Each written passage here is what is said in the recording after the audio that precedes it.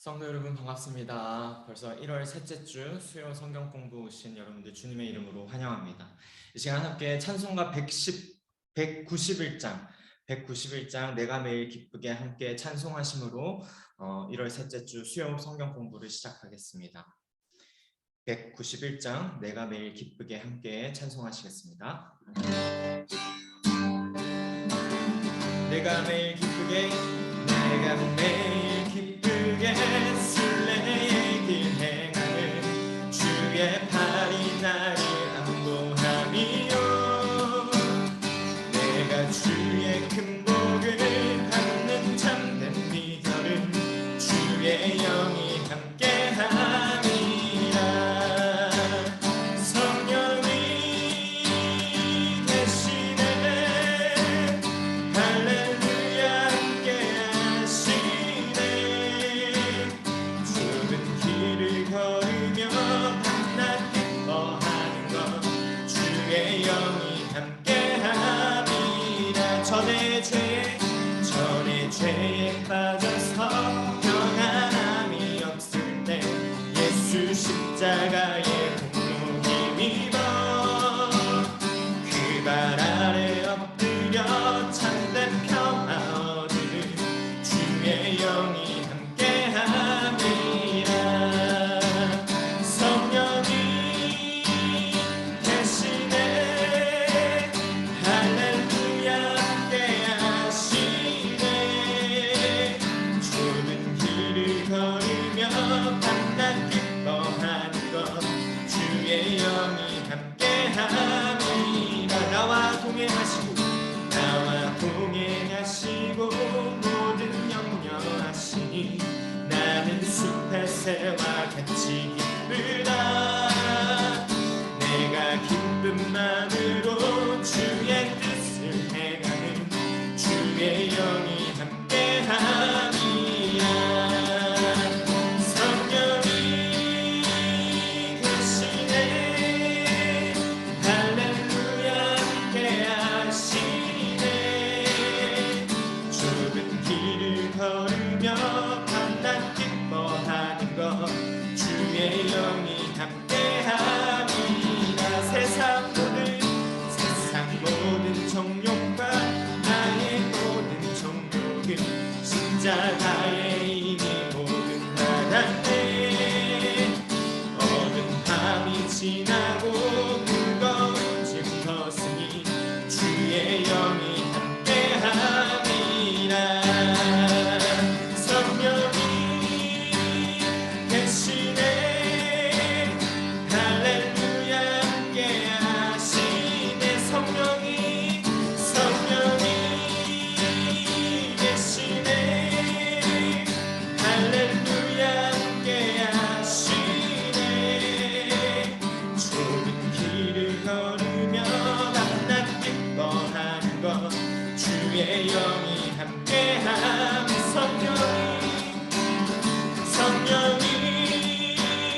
계시네 할렐루야 함께하시 성령이 계시네 할렐루야 함께하시네 좁은 길을 걸으며 밤낮 기뻐하는 것 주의 영이 함께함이라 성령이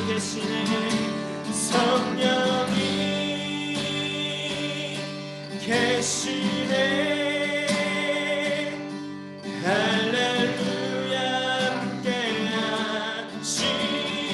함께하시네 좁은 길을 걸으며 밤낮 기뻐하는 것 주의 영이 함께함이라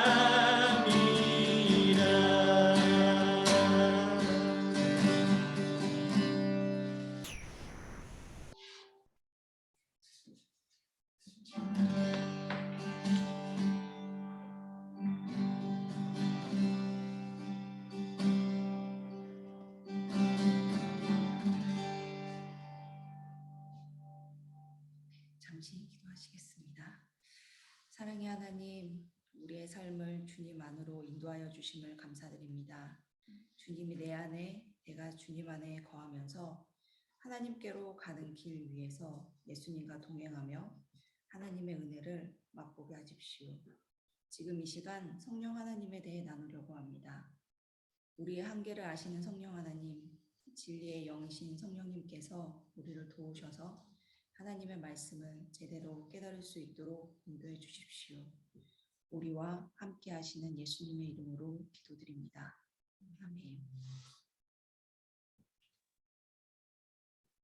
네.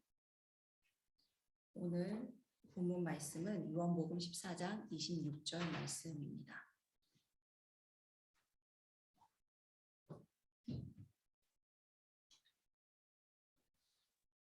제가 읽겠습니다. 그러나 보혜사 곧 아버지께서 내 이름으로 보내실 성령께서 너희에게 모든 것을 가르쳐 주실 것이며 또 내가 너희에게 말한 모든 것을 생각나게 하실 것이다. 아멘. 오늘은 삶과 내 속에 계시는 성령님에 대해서 함께 나누겠습니다. 삼위일체 하나님은 신비로운 하나님을 설명하는 표현입니다. 하나님, 예수님을 저희가 함께 나눴었는데요. 오늘은 성령님에 대해 알아보려고 합니다. 성령님은 참 하나님이십니다.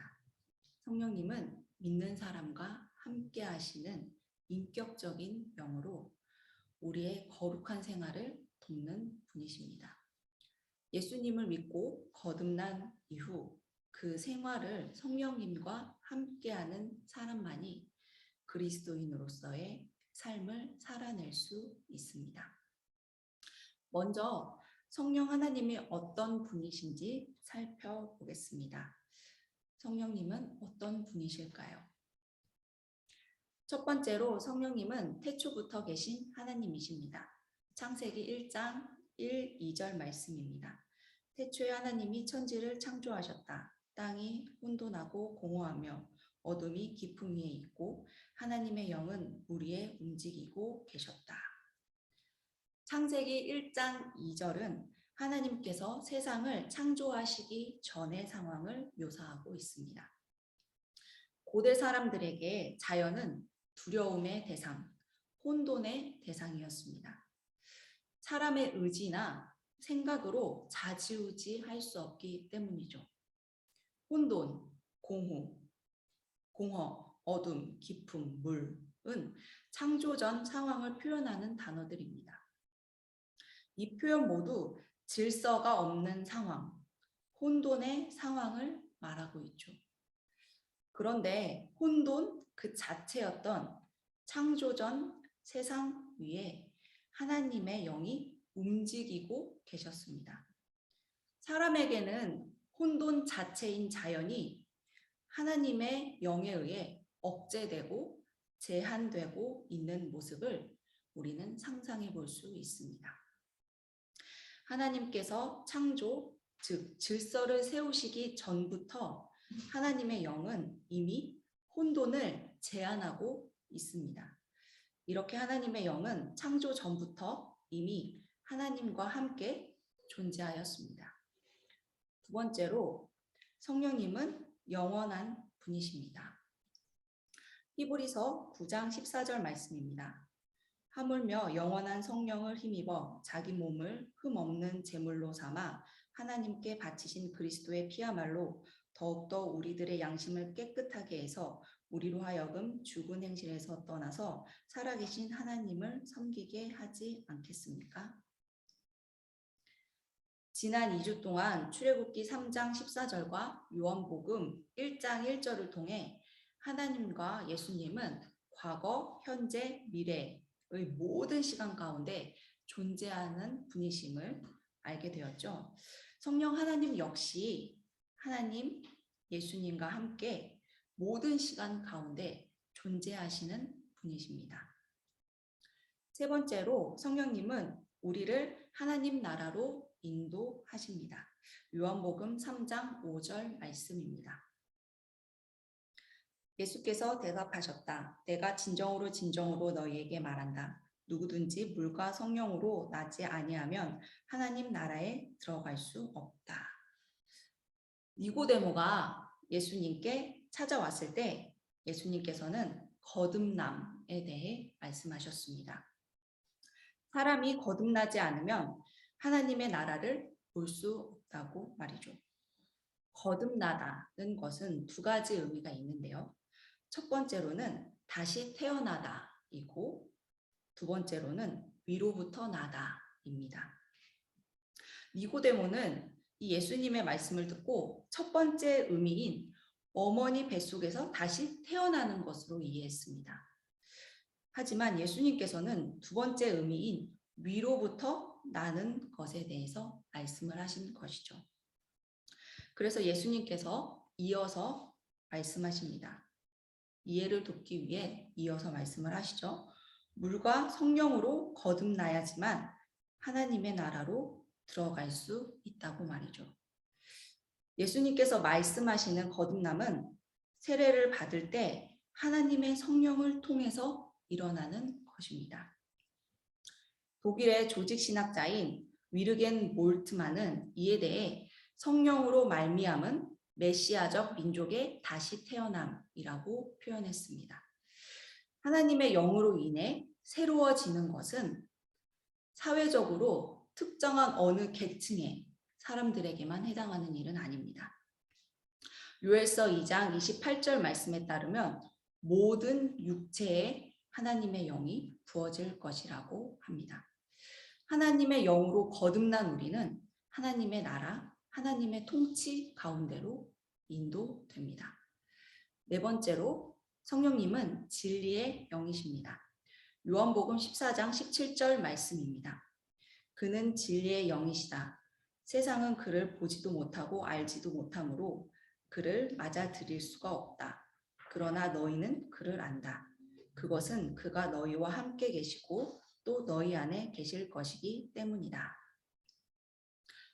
예수님께서는 계명을 지켜야 한다고 말씀을 하시면서 진리의 영이신 성령님이 함께 하실 것이라고 약속하십니다. 계명은 어떤 율법 조항을 말하는 것이 아니라 신앙의 신실성을 의미합니다.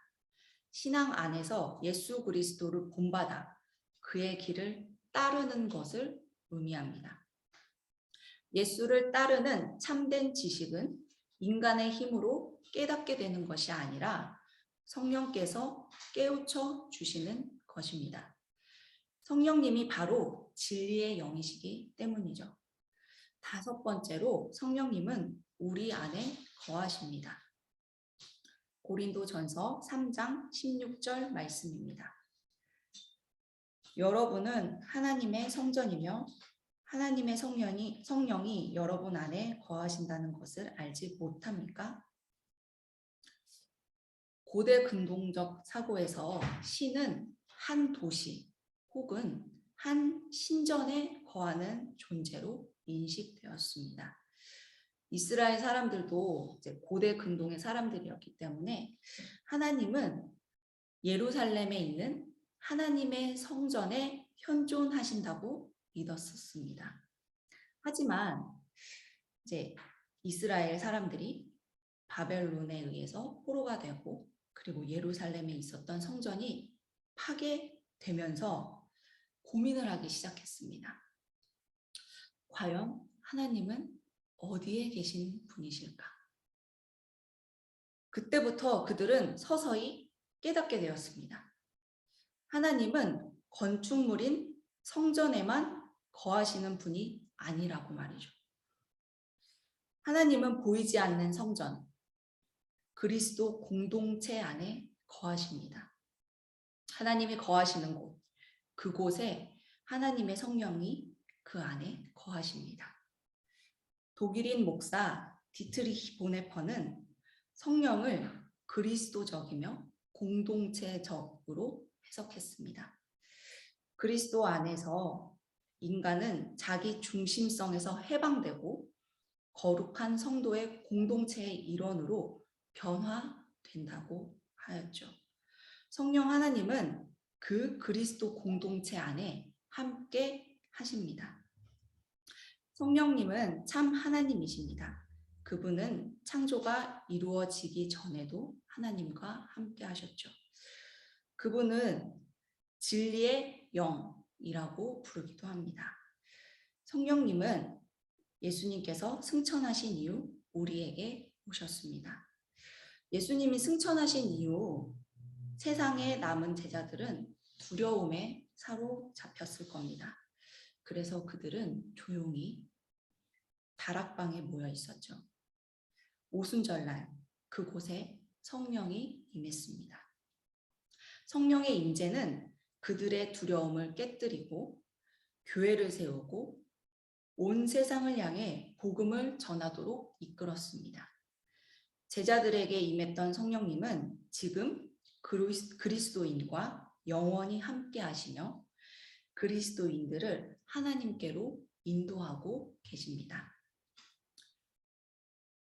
성령 하나님께서는 그럼 어떤 사역을 하실까요?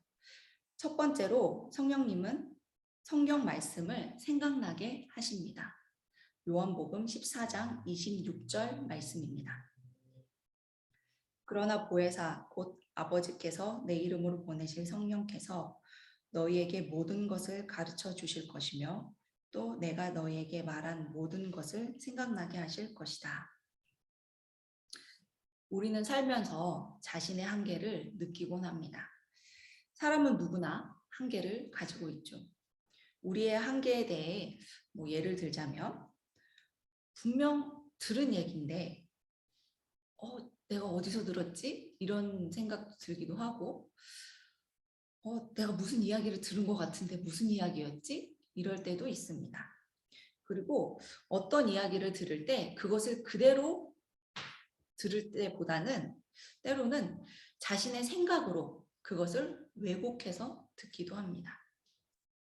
각자의 경험이 다르고 생각이 다르니까 어쩔 수 없는 것이겠죠. 그러나 우리의 조력자, 보혜사가 오셔서 우리의 한계를 깨뜨리실 겁니다. 그분은 우리에게 하나님의 말씀을 깨닫게 하시고 예수님의 가르침을 기억나게 해주실 겁니다. 우리가 그 말씀을 따라 살아낼 수 있도록 말이죠. 두 번째로 성령님은 우리의 죄를 깨우치게 하여 거룩하게 하십니다. 요한복음 16장 7절 8절 말씀입니다. 그러나 내가 너희에게 진실을 말하는데 내가 떠나는 것이 너희에게 유익하다. 내가 떠나지 않으면 보혜사가 너희에게 오시지 않을 것이다. 그러나 내가 가면 보혜사를 너희에게 보내주겠다. 그가 오시면 죄와 의와 심판에 대하여 세상의 잘못을 깨우치실 것이다. 이어서 고린도전서 6장 11절 말씀입니다. 여러분 가운데 이런 사람들이 덜어 있었습니다. 그러나 여러분은 주 예수 그리스도의 이름과 우리 하나님의 성령으로 씻겨지고 거룩하게 되고 의롭게 되었습니다. 죄는 하나님과 멀어지는 것, 하나님에 대한 무감각과 폐쇄성을 의미합니다. 한마디로 불신앙을 말하죠. 성령은 그 죄를 깨닫게 하여 잘못을 인지하게 해주십니다. 하나님의 말씀을 따르지 않았던 불신앙을 깨닫게 해주십니다. 성령님의 사역은 그 죄를 깨닫게 하는 것에서 끝나지 않습니다. 그 죄를 깨달은 후 회개하여 주 예수 그리스도를 통해 죄를 씻을 수 있도록 도와주십니다. 우리가 죄에서 벗어나 거룩함에 이를 수 있도록 성령 하나님께서 도와주십니다. 세 번째로 성령님은 우리에게 능력을 주십니다. 사도행전 1장 8절 말씀입니다. 그러나 성령이 너희에게 내리시면 너희는 능력을 받고 예루살렘과 온 유대와 사마리아에서 그리고 마침내 땅끝에까지 이르러 내 증인이 될 것이다. 사도행전 1장 8절은 사도행전 전체를 한 줄로 요약한 말씀인 듯합니다. 사도행전 2장에 성령이 임하시고 3장부터 7장까지 예루살렘에서 예수님을 전하고 8장부터 12장까지 유다와 사마리아에서 증언을 하고 마지막 13장부터 28장까지 바울의 선교 여행을 통해 땅끝까지 예수님을 증언하죠. 그리스도의 증인으로 살아낼 수 있도록 능력을 주시는 분이 바로 성령 하나님이십니다. 사도행전 2장에 오순절날 다락방에 모여있는 자들에게 성령님이 임하셨습니다. 성령의 충만함을 받은 그들은 성령이 말하게 하심에 따라 다른 언어들로 말하기 시작했죠. 왜 성령은 다른 언어로 말하게 하셨을까요? 하나님께서는 성령의 임재를 통해 다양한 언어를 말하게 하므로 화해의 복음을 온 세상에 전파하게 하셨습니다. 복음의 전파는 사실 언어로만 가능한 것이 아닙니다. 삶으로 보여주는 것입니다. 성령의 충만한 우리는 그리스도인으로서 살아낼 수 있는 능력을 받게 됩니다. 네 번째로 성령님은 우리를 진리 가운데로 인도하십니다. 요한복음 16장 13절 말씀입니다. 그러나 그분 곧 진리의 영이 오시면 그가 너희를 모든 진리 가운데로 인도하실 것이다. 그는 자기 마음대로 말씀하지 않으시고 듣는 것만 알려주실 것이요 앞으로 올 일들을 너희에게 알려주실 것이다. 성령은 진리의 영이십니다. 진리는 하나님에 대한 참된 지식인데요. 성령께서는 우리에게 하나님에 대한 깨달음을 주십니다. 그래서 우리로 하여금 무엇이 중요한지 알게 하시고 우리가 어떻게 살아내야 하는지 알게 하십니다. 다섯 번째로 성령님은 우리를 위해 말할 수 없는 탄식으로 기도하십니다. 로마서 8장 26절 말씀입니다. 이와 같이 성령께서도 우리의 약함을 도와주십니다. 우리는 어떻게 기도해야 할지도 알지 못하지만 성령께서 친히 이로 다 말할 수 없는 탄식으로 우리를 대신하여 간구하여 주십니다. 하나님의 영은 구원을 사모하는 사람들의 편에 서 계십니다. 우리의 연약함 때문에 하나님께 어떻게 기도해야 할지 모를 때가 있습니다. 예를 들자면 급작스러운 사건에 휘말려서 너무 당황한 나머지 아무 말도 나오지 않는 그런 상황이 있을 때가 있죠. 그런 상황에 놓일 때가 있죠. 그럴 때 성령님께서는 우리를 대신하여 우리를 위하여 기도해 주십니다. 여섯 번째로 성령님은 우리가 하나님의 자녀임을 알게 하십니다. 로마서 8장 16절 말씀입니다. 바로 그때에 그 성령이 우리의 영과 함께 우리가 하나님의 자녀임을 증언하십니다. 하나님의 영은 우리를 하나님과의 새로운 관계 안으로 인도하십니다. 우리가 양자가 되어 하나님의 자녀가 되게 하시죠. 그리고 우리가 하나님의 자녀임을 증언해 주십니다. 성령님은 그리스도인의 삶을 인도하셔서 진리 가운데 살 수 있게 해주십니다. 그래서 우리들을 하나님께로 인도해 주시죠.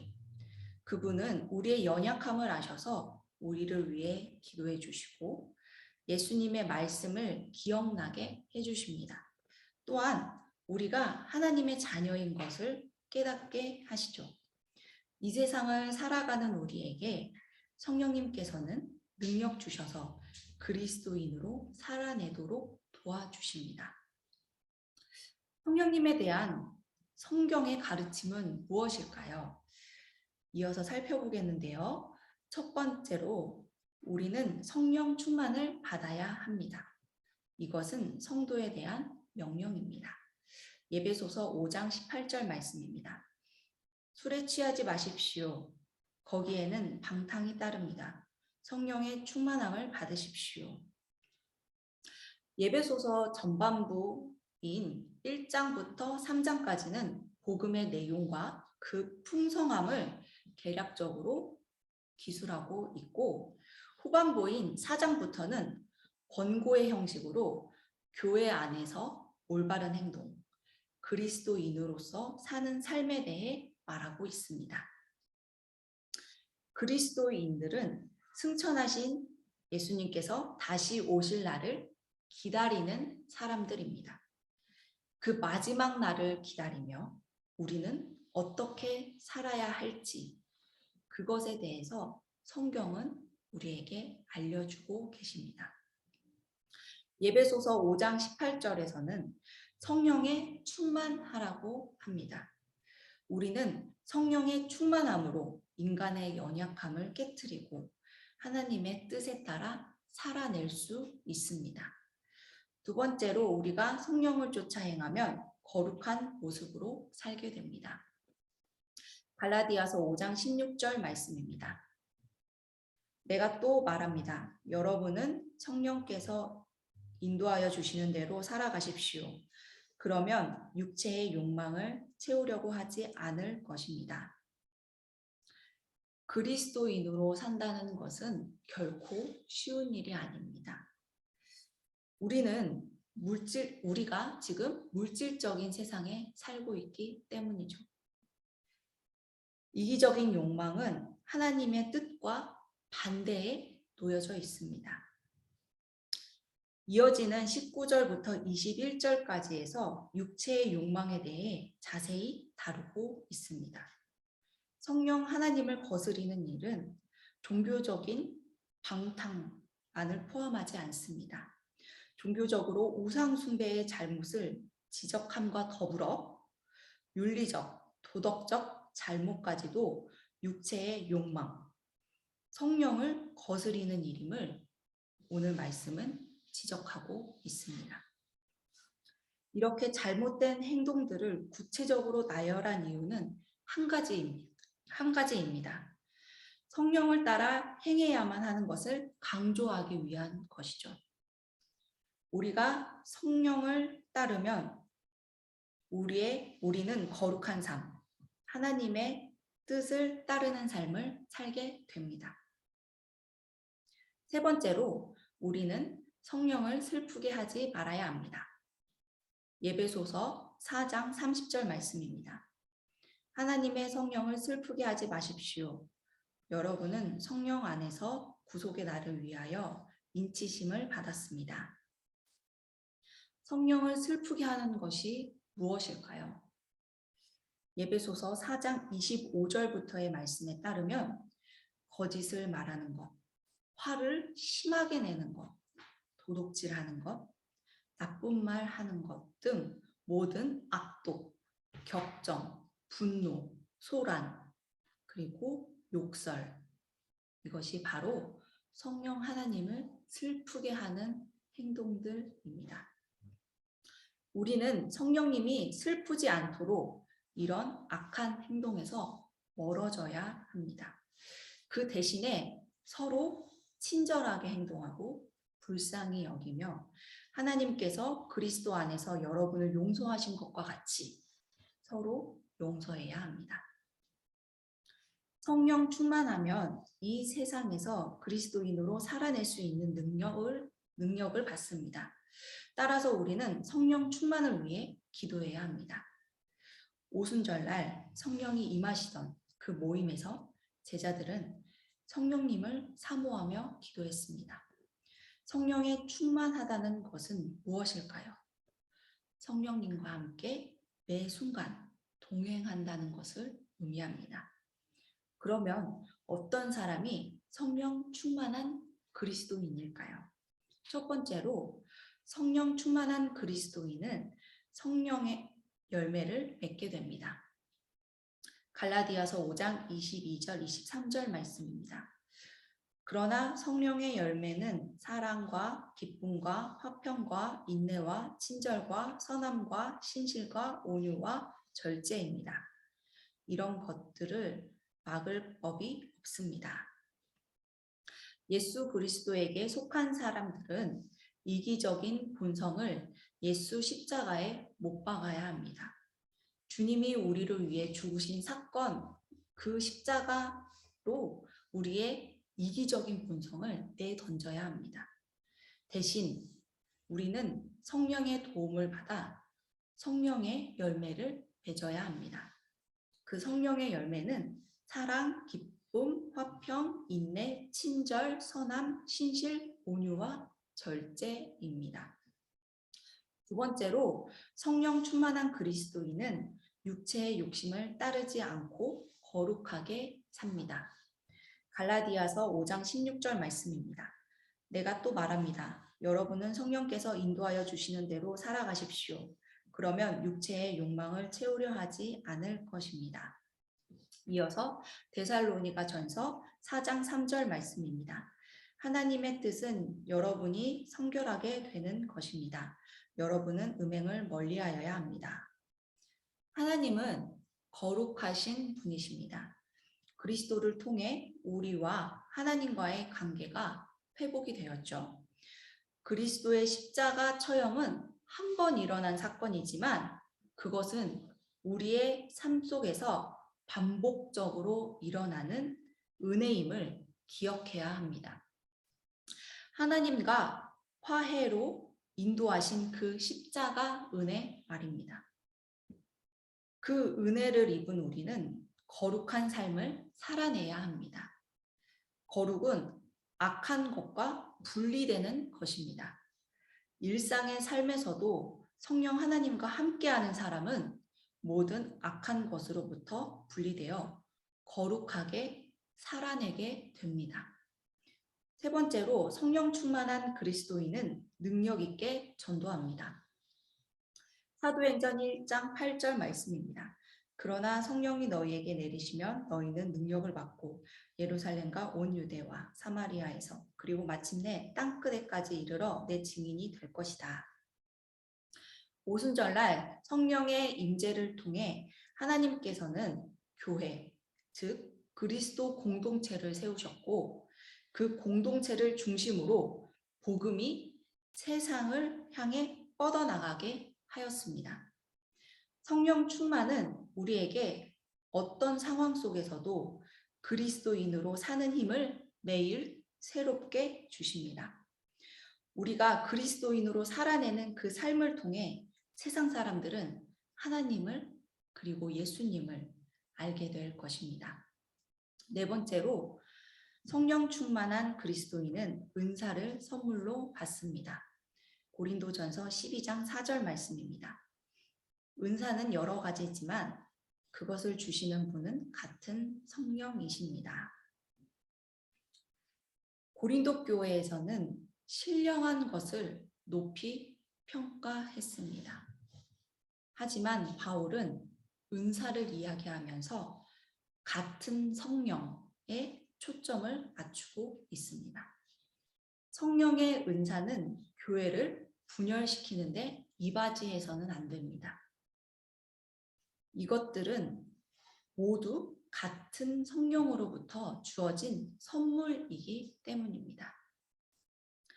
본문 말씀에서 은사는 그리스어로 카리스마톤으로 카리스마, 즉 은혜에서 파생된 단어입니다. 은사는 은혜의 선물임을 강조하고 있는 것이죠. 성령 충만은 형식으로 입증되는 것이 아니라 그 내용으로 입증됩니다. 다시 말해 성령 충만을 받은 사람의 삶으로 입증이 되는 것입니다. 각 사람의 특성에 따라 하나님께서는 각각의 은사를 주십니다. 받은 은사를 통해 각자의 직분을 잘 감당함으로 하나의 그리스도의 공동체로 이끄는 것이 성령 충만한 그리스도인의 모습입니다. 좋은 나무와 나쁜 열매는 그 열매를 보고 알 수 있습니다. 성령 충만한 그리스도인은 그 인격이 예수님을 닮게 되며 그의 삶에서 성령의 아름다운 열매를 볼 수 있습니다. 성령님은 참 하나님이십니다. 성부 하나님, 성자 예수님, 성령 하나님은 한 하나님이십니다. 이것은 삼위일체 하나님이시죠. 셋이 하나이며 하나가 셋이라는 말은 인간의 논리로 이해가 잘 되지 않지만 하나님은 그런 신비한 분이심을 우리는 기억해야 합니다. 우리가 이런 신비의 하나님을 믿기 위해서는 성령 하나님의 도움이 필요합니다. 성령님과 함께하는 삶, 성령 충만한 삶을 살면 성령 하나님께서 우리를 하나님을 깨닫게 하는 그 진리로 인도해 주십니다. 스위스의 신학자이자 목사인 칼 바르트는 성령님에 대해 다음과 같이 설명합니다. 예수 그리스도께서 우리를 부르시고 그 부름을 우리가 들을 때 그리스도는 성부와 자신이 가지는 고유한 관계를 우리 안에서 반복하시고 성령을 우리에게 주신다. 이제 아버지가 그분을 알고 그분이 아버지를 아는 방식으로 그분이 우리를 아시고 우리는 그분을 안다. 이러한 반복 속에 살아가는 이는 성령 안에서 살아가는 것이다. 언뜻 보면 어려운 말인 것 같은데요. 성령은 삼위일체 하나님의 관계 속에서 일어나는 일을 하나님과 우리 관계 속에서 반복하신다는 것입니다. 성부 하나님과 성자 예수님의 관계처럼 성령을 통해 우리는 양자가 되어서 하나님의 자녀가 되어 살 수 있게 된다는 것이죠. 또한 하나님께서 이 세상을 사랑하셔서 외아들 예수 그리스도를 이 땅에 보내신 것처럼 우리도 성령 충만하여 세상에 보내심으로 선교적인 삶을 살아내야 한다는 것을 의미합니다. 성령 하나님의 도움으로 우리는 예수님을 닮아가게 되는 것이죠. 다음 주에는 그리스도인으로 사는 것이 어떤 것인지에 대해서 자세히 살펴보도록 하겠습니다. 기도하겠습니다. 하나님, 우리의 연약함을 아시고 우리를 돕는 조력자, 보혜사 성령님을 보내주심을 감사드립니다. 우리가 그리스도를 믿고 그리스도인으로 살아내기를 원합니다. 그런데 마음은 원하지만 육신이 약하여 넘어질 때가 많습니다. 그럴 때마다 성령 하나님께서 우리의 손을 붙잡고 인도하여 주십시오. 진리의 영이신 성령님, 우리가 하나님의 말씀을 제대로 깨달아 알게 하시며 그 말씀을 따라 살아내도록 도와주십시오. 우리 모두 성령 충만을 통해 능력을 얻어 베를린 소망교회가 그리스도 공동체로 바로서게 하시고 우리를 통해 하나님의 나라가 확장되어 나가도록 인도하여 주십시오. 우리의 삶이 예수 그리스도의 증인되길 원합니다. 우리의 모든 것 되신 예수 그리스도의 이름으로 기도드립니다. 아멘. 주기도문으로 오늘 수요 성경 공부를 마치겠습니다. 하늘에 계신 우리 아버지, 아버지의 이름을 거룩하게 하시며 아버지의 나라가 오게 하시며 아버지의 뜻이 하늘에서와 같이 땅에서도 이루어지게 하소서. 오늘 우리에게 일용할 양식을 주시고 우리가 우리에게 잘못한 사람을 용서하여 준 것 같이 우리 죄를 용서하여 주시고 우리를 시험에 빠지지 않게 하시고 악에서 구하소서. 나라와 권능과 영광이 영원히 아버지의 것입니다. 아멘. 오늘 성령님에 대해서 나누었습니다. 오늘 하루 성령 하나님과 함께 하시길 바랍니다. 감사합니다.